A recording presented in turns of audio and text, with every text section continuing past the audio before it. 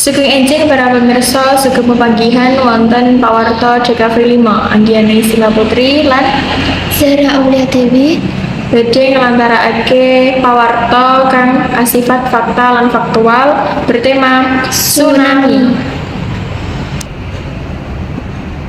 Tsunami nyerang pesisir kidul Jawa, akeh warga ngungsi. Yogyakarta, 1 November 2020. Kejadian bencana alam ing pesisir kidul Pulau Jawa maneh nggatekake masyarakat. Ing dina Jumat esuk watara jam 5.47 waktu Ireng Kilen. Wes kelakon gempa bumi gede kanthi kekuatan 7,8 skala Richter. Pusat gempa dumunung ing Samudra Hindia. Kurang luwih 50 km saka pesisir Pangandaran, Jawa Barat.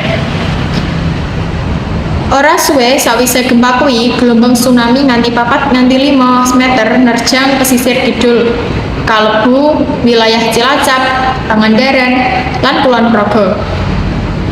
Miturut keterangan saka BMKG, tsunami kasebut kawangan amarga pergeseran lempeng bumi ing dasar segara.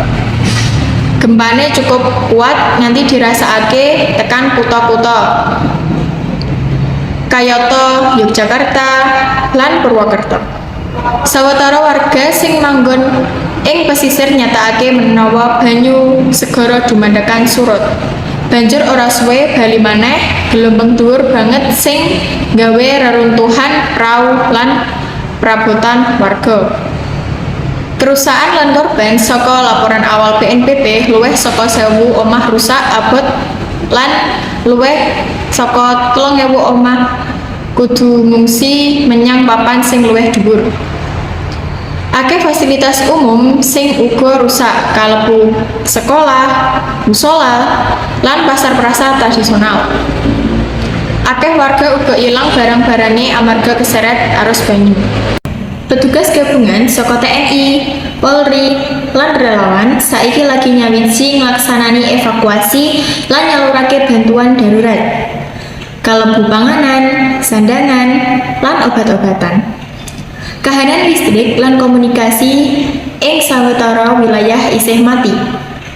Sehingga gawe proses pertolongan lumayan angel, nanging pemerintah daerah wis janji bakal ngupaya kanthi maksimal supaya bantuan tekan cepet marang warga sing kebutan musibah.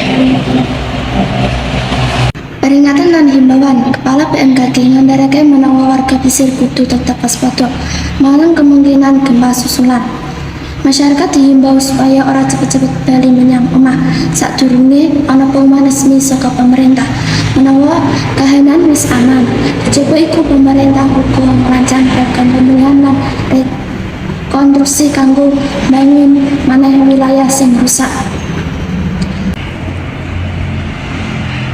Salah sejina warga ngandharake Pak Suyatno nyritakake kanthi sedih. Nalika gempa kuwi kelakon, aku lagi turu dumadin omah doyan banget. Aku lan keluargaku langsung mlayu metu. Banjur ana wong-wong padha bengok yen ana tsunami teko. Aku mau bisa ndonga lan mlayu ning bukit. Kahanan saiki saya stabil, nanging rasa wedi lan trauma isih kandel ing ati warga. Sekolah-sekolah isih durung dibuka, lan akeh bocah cilik sing isih wedi yen ana ombak gede teko maneh. Pemerintah pusat wis maringi janji bakal kirim bantuan tambahan saka Jakarta lan provinsi liya. Sedaya pihak diajak kanggo guyub rukun, gotong royong, lan saling bantu supaya korban bencana bisa enggal pulih lan nglakoni urip kaya mbiyen maneh. Matur suwun kalian kawigatosake para pemirsa sampun kersa ndherekake lakuning pawarta ing dinten punika. Kula nyuwun pamit undur diri. Wassalamualaikum warahmatullahi